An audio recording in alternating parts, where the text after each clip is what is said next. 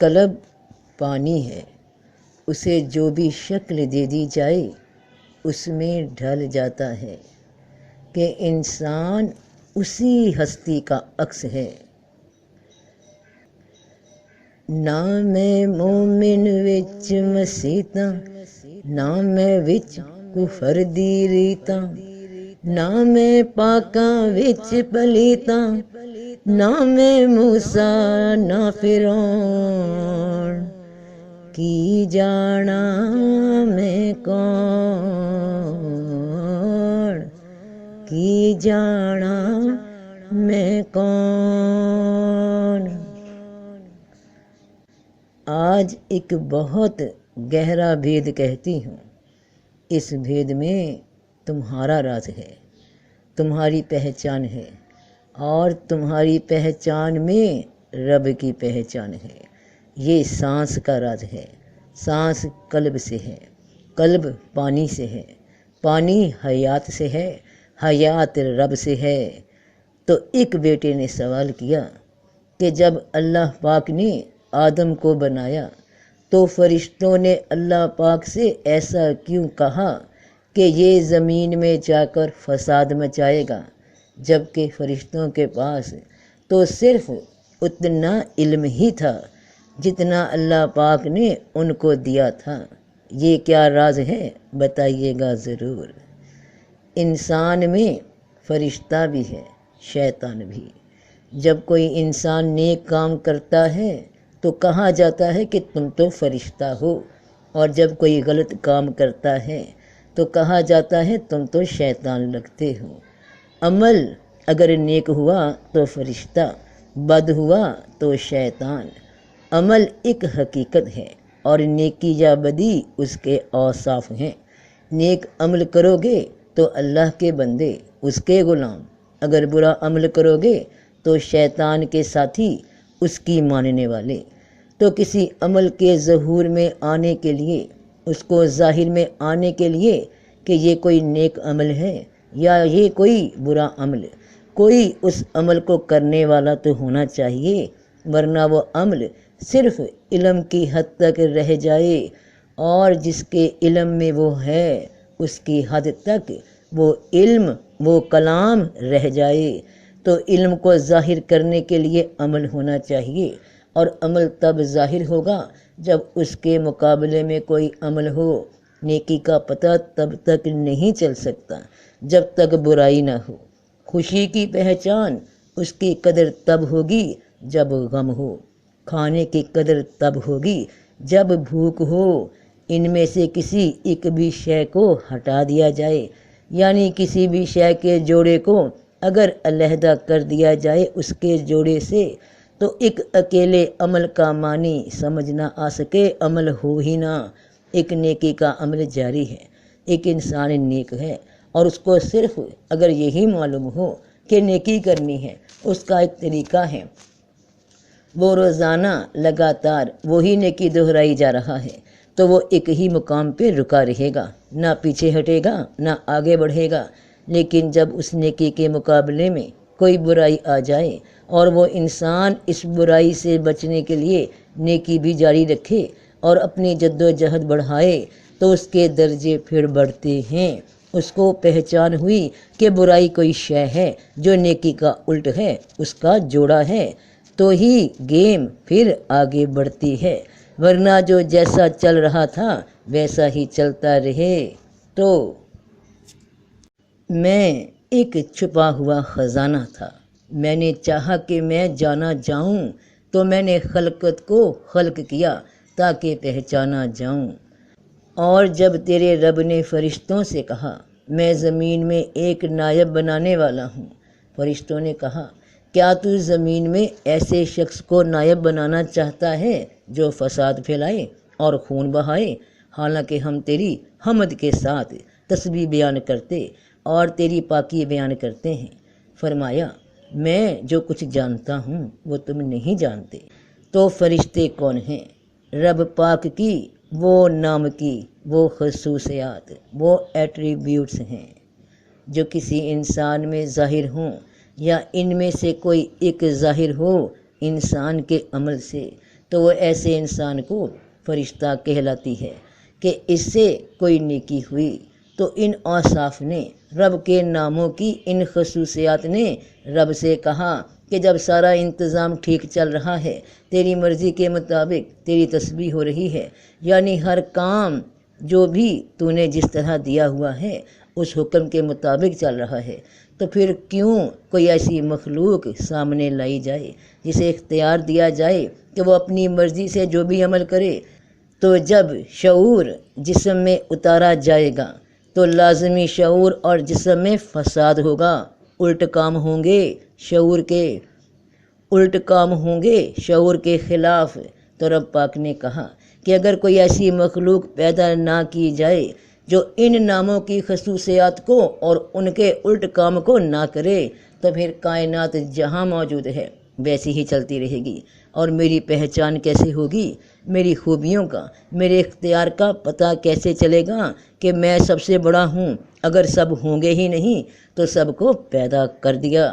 قرآن کی آیات تمثیلی انداز میں بیان ہوتی ہیں جن کا ظاہر کچھ اور محسوس ہوتا ہے مگر حقیقت باطن میں ہے، اور انسان کو سمجھانے کے واسطے یہ مثالیں بیان کی جاتی ہیں تاکہ انسان کو اپنی زبان اور عقل کے حساب سے سمجھ آ سکے کہ معاملہ کیا ہے۔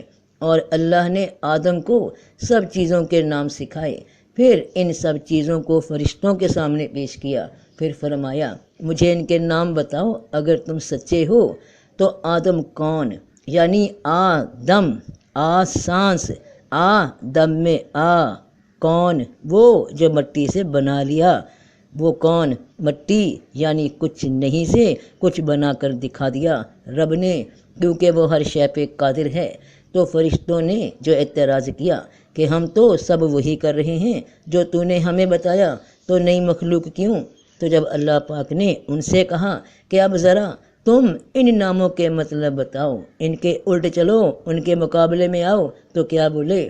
انہوں نے کہا تو پاک ہے، ہم تو اتنا ہی جانتے ہیں جتنا تو نے ہمیں بتایا ہے، بے شک تو بڑے علم والا، حکمت والا ہے کہ تو نے ہمیں وہ جسم ہی عطا نہیں کیے جو تیری تسبیح سے باہر نکل سکیں، تو نے ہمیں بنایا ہی ایسا ہے کہ ہم وہ نہیں کر سکتے جو انسان کر سکتا ہے، جو تجھے تیری خوبیوں کے ساتھ اپنی ذات کے عمل میں لا کر ظاہر کرتا ہے، اور تیرے حکم کے خلاف چل کر، تیری تسبیح کے الٹ چل کر دکھا سکتا ہے، کیونکہ تو نے اس کو وہ سکھایا، یعنی وہ قوت دی جو ہمیں نہیں دی۔ تو فرمایا اے آدم ان چیزوں کے نام بتا دو۔ پھر جب آدم نے انہیں ان کے نام بتا دیے، فرمایا کیا میں نے تمہیں نہیں کہا تھا کہ میں آسمانوں اور زمین کی چھپی ہوئی چیزیں جانتا ہوں، اور جو تم ظاہر کرتے ہو اور جو تم چھپاتے ہو اسے بھی جانتا ہوں۔ تو رب پاک نے انسان کو پھر وہ جسم عطا کر دیا جس کو اختیار بھی دے دیا کہ جو اللہ کے ناموں یعنی اللہ کی خصوصیات کو ظاہر کر کے دکھا دے، اور چاہے تو اس کے الٹ چلے۔ تو رب نے کہا کہ میں نے تمہیں نہیں کہا تھا کہ میں جانتا ہوں کہ انسان کو بنانے کی وجہ یہ ہے کہ اب وقت، زمان، مکان سب وجود میں آئیں گے، شعور جسم میں اتارا جائے گا تاکہ علم عمل بن سکے، ورنہ علم ہی رہ جائے گا، ظاہر نہ ہو سکے گا۔ رب پاک کے کہ جس نے سب بنایا، فرشتے یہ بھی اسی کی مخلوق ہیں، انہیں جیسا چاہا بنا دیا، اور ان کو جتنا علم دیا یعنی جتنا اختیار دیا، جو جسم دیا یا جو وجود دیا وہ وہی کر رہے ہیں، اس سے باہر نہیں آ سکتے۔ جبکہ انسان کو ایک اضافی وجود دیا گیا، اس کے بارے میں اعتراض ہوا کہ اس کی کیا ضرورت، کیونکہ جب کسی شے کو کسی دوسری شے میں کنورٹ کیا جائے یا مرج کیا جائے تو اس میں تبدیلیاں آنی تو لازمی ہیں، اور جس طرح سے پہلے وہ شے چل رہی ہوتی ہے اس میں دوسرے وجود کے شامل ہو جانے کی وجہ سے ان میں تصادم کا خطرہ ہوتا ہے کہ یہ کہیں نہ کہیں ٹکرا جائیں گے۔ پھر صرف حکم نہیں رہے گا بلکہ اس میں انسان کی اپنی رائے بھی شامل ہونا شروع ہو جائے گی۔ یہ اضافی وجود ہی انسان کو درجہ کمال تک پہنچا دیتا ہے، کیونکہ ہر شے ایک مقرر مدار میں، ایک پابندی میں کام کر رہی ہے، وہ اس میں نہ تو پیچھے ہٹ سکتی ہے، نہ بڑھ سکتی ہے، نہ گھٹ سکتی ہے، یعنی اس کے درجے انسان کی طرح نہ بڑھتے ہیں نہ گھٹتے ہیں۔ وہ جس کام کو لگائے گئے ہیں وہ وہی کرتے جا رہے ہیں، حتیٰ کہ شیطان بھی ایک ہی ڈیوٹی کر رہا ہے انسان کو ورگلانے کی، وہ اسی ورگلانے میں ہی تسبیح کیے جا رہا ہے۔ وہ نہ اس سے باہر نکل سکتا ہے نہ اس میں کچھ تبدیلی لا سکتا ہے، اور یہی وہ جلن تھی، یہی وہ جلن ہے۔ فرشتوں کو بھی معلوم ہو گیا، شیطان کو بھی معلوم ہو گیا کہ وہ جس کام میں لگائے گئے ہیں اسی میں تسبیح کرتے جا رہے ہیں، اس سے باہر نہیں نکل سکتے۔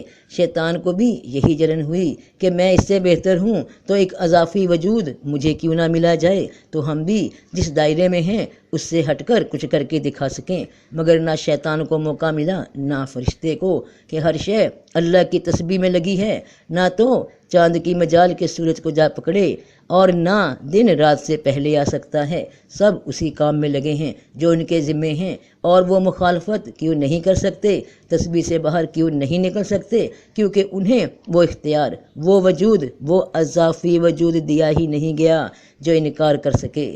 انسان کو وہ وجود دیا جو تسبیح میں لگا بھی رہ سکتا ہے اور اس تسبیح سے باہر بھی نکل سکتا ہے، مگر جہاں یہ اضافی اختیار دے دیا گیا وہاں یہ بھی کہہ دیا گیا کہ اسے واپس بھی کرنا ہوگا، اور اس جسم کو یہی وہ امانت ہے جو آسمانوں، پہاڑوں، زمین پہ پیش کی گئی تو سب ڈر گئے، انکار کر دیا کہ نہ ہم نہیں لیتے یہ اضافی جسم، یہ جان، یہ نفس جو نہ جانے کل کتنی خلاف ورزیاں کرے گا، ہم جہاں ہیں ٹھیک ہیں۔ مگر انسان نے اس کو قبول کر لیا تو تھا نادان کہ جانتا نہ تھا کہ یہ کوئی ایسی معمولی ذمہ داری نہ تھی، بلکہ اب تو مقابلہ ہو گیا۔ اگر تسبیح میں رہو گے، تسبیح پہ چلو گے اسی طرح جس طرح کے باقی مخلوق چل رہی ہے، یعنی آرڈر پہ چلو گے اپنی مرضی سے، نہ کہ کسی تسبیح کے تحت، تب تو تمہیں اور بھی درجے عطا ہو جائیں گے، اور اگر نہ چلے تو پھر تمہیں اس کی سزا دی جائے گی۔ تو تمہیں ایک وجود وہ دیا گیا ہے جو تسبیح میں ہے، اس کو جیسا حکم دیا ہے وہ اسی طرح عمل میں ہے۔ جسم، عمر، حرکت، جسم پر عمر کے اثرات اور تبدیلیاں اثر انداز ہوتی ہیں، وہ اسی طرح ہوتی رہیں گی، مگر ایک اضافی وجود جو تمہیں دیا گیا جس پہ تمہارا اس حد تک اختیار ہوگا کہ تم رب کے حکم پہ چلنا چاہو یا نہیں، تمہاری مرضی۔ تو جب اللہ نے فرشتوں سے کہا کہ اب ذرا ان کے نام بتاؤ تو وہ کیوں نہ بتا سکے، کیونکہ آدم علیہ السلام نے ان چیزوں کے سیدھے نام، سیدھے استعمال بھی بتا دیے، مگر اضافی طور پہ ان کے الٹ استعمال پہ بھی عمل کرنے کا ان کو اختیار دیا گیا تھا۔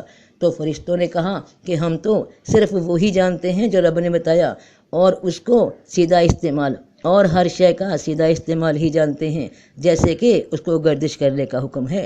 ہم اس سے باہر نکل ہی نہیں سکتے کیونکہ ہمیں اضافی کوئی ایسا وجود دیا ہی نہیں گیا۔ ہم تو صرف جس وجود میں ہیں اتنا ہی جانتے ہیں، اتنا ہی ہمارا اختیار ہے۔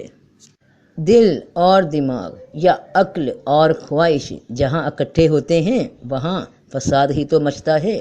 آرزو اپنی طرف کھینچتی ہے، عقل اس سے دور ہٹنا چاہتی ہے، اور آرزو و عقل کا مالک وہ انسان جس میں یہ جنگ جاری ہوتی ہے، وہ کسی ایک طرف جھک جاتا ہے، کسی ایک کی مان لیتا ہے کہ عقل کا تعلق رب کے حکم سے ہے اور خواہش کا تعلق اس اضافی جسم کے حکم سے ہے، اور انسان کو اختیار ہے کہ تمہاری مرضی، جو بھی خواہش کرو، جو بھی چوائس کرو، اس کا مگر حساب ہوگا۔ عقل کو چنا تو انعام ہے، خواہش کو چنا تو عذاب ہے، اور صرف وہاں اس جہان میں نہیں، دنیا میں بھی تمہارے لیے بعض خواہشات عذاب بنا دی جاتی ہیں۔ وہ انسان کو نچاتی ہیں، اسے بے چین کرتی ہیں، اپنے اشاروں پہ گھماتی ہیں، انسان کا سکھ اس کا چین چھین لیتی ہیں۔ عذاب یہی تو ہے کہ سکھ چین چھن جائے، کہ وہ خیال کرتا ہے کہ اس کا مال اسے سدا رکھے گا۔ یہ مال کیا ہے؟ یہ تمہاری جان ہے، نفس ہے، جو انسان کو دنیا میں آ کر یہ بات بھلا دیتا ہے کہ اسے ایک دن دنیا کو چھوڑنا بھی ہے، سدا یہاں نہیں رہنا۔ روزانہ کتنوں کی موت کا سن کر بھی، دیکھ کر بھی توجہ اس طرف نہیں ہوتی کہ ہماری باری بھی کسی دن آ جانی ہے، جب لوگ ہمارے بارے میں سن رہے ہوں گے کہ درویش مجذوب فوت ہو گئی، تو یہ جان ہمیشہ نہ رہے گی، یہ مال ہمیشہ نہ رہے گا جو تمہیں عطا ہوا۔ تو جو وہ خیال کرتا ہے کہ اس کا مال اسے سدا رکھے گا، اور رب کی نافرمانی کرتا جا رہا ہے، اس کے دیے اختیار کو غلط استعمال کرتا جا رہا ہے، عقل کی سنتا ہی نہیں، خواہشات کو ہی چنے جا رہا ہے، تو کیا وہ سدا رہے گا؟ ہرگز نہیں، وہ ضرور حطمہ میں پھینکا جائے گا۔ اور تمہیں کیا معلوم کہ حطمہ کیا ہے؟ وہ اللہ کی بھڑکائی ہوئی آگ ہے جو دلوں تک جا پہنچتی ہے، سکون چھین لیتی ہے، عذاب میں مبتلا کر دیتی ہے۔ جس عقل سے تم نے کام نہ لیا، اسی عقل کو تمہارے لیے سزا بنا دیا جائے گا، سکھ چھین لیا جائے گا، اور یہ کیفیت انسان کو ہمیشہ کے لیے پھر گھیر لے گی کہ وہ ان پر چاروں طرف سے بند کر دی جائے گی کہ جسم بھی جلے گا، خواہش بھی جلے گی، عقل بھی جلے گی، نفس بھی جلے گا۔ یہ مجموعہ جو انسان کو عطا ہوا جوڑے کی شکل میں ایک ساتھ جلیں گے، کیونکہ وہ اللہ کی بھڑکائی ہوئی آگ ہے۔ لمبے لمبے ستونوں میں کیا مراد ہے؟ یہ لمبے لمبے ستون کیا ہیں؟ عام طور پہ جب ہم بات کرتے ہیں، کوئی فقرہ کہتے ہیں کہ فلاں جگہ فلاں عمارت بڑی لمبی چوڑی ہے، یعنی اس کی چھت بھی بہت بلند ہے اور اس میں بڑی وسیع گنجائش ہے کہ انسان گھوم پھر سکے، حرکت کر سکے، دوڑ بھاگ سکے۔ مگر اس آیت میں ذکر ہوا کہ صرف لمبے ستونوں کا، کہ انسان کسی ایسی جگہ پہ رکھا جائے گا کہ جس جگہ نے اسے چاروں طرف سے پکڑ رکھا ہوگا، وہ ایسی جگہ ہے کہ جو نہ سایہ کرے اور نہ آگ سے بچائے، اور بے شک وہ محل جیسے انگارے پھینکے گی۔ تو محل کیسے ہوتے ہیں؟ ان کی دیواریں کیسی ہوتی ہیں؟ لمبی، اونچی، کہ جب وہاں سے کوئی عذاب، کوئی آگ انسان پہ اترتی نظر آ رہی ہوگی اور دہشت کے مارے، خوف کے مارے انسان بھاگنے کی، کہیں چھپ جانے کی کوشش کرے، دوڑ لگانے کی کوشش کرے، مگر نہیں دوڑ پائے گا، کیونکہ وہ ایسی جگہ موجود ہوگا جہاں بھاگنے کی جگہ ہی نہیں۔ ایک پلر ہے، ایک ستون جو تنگ سی جگہ ہے، صرف لمبائی میں ہے، جہاں سے آگ نے آنا ہے۔ تو رب پاک معاف کرے، اللہ رحم کرے ہم سب پہ اس آگ کے عذاب سے۔ مڑو اپنے رب کی طرف، لوٹو اس عقل کی طرف، اس شعور کی طرف جو رب کے حکموں پہ چلنے کی تلقین کرتی ہے۔ اس خواہش سے بچنا جو رب کے حکم کے خلاف چلا دے کہ وہ عذاب جھیلنے کے انسان قابل نہیں۔ تو جہاں انسان کو ایک اضافی وجود دیا گیا، وہاں انسان کا عذاب بھی اضافی ہی ہے، باقی مخلوقات سے بڑھ کر، جن سے بڑھا کر انسان کو فضیلت دی گئی۔ تو بچنا اس آگ سے، بچنا اپنے رب کی ناراضگی سے، تو سب کا بھلا، سب کی خیر۔ جیتے رہو بہن بھائیوں، بیٹے بیٹیوں، فی امان اللہ۔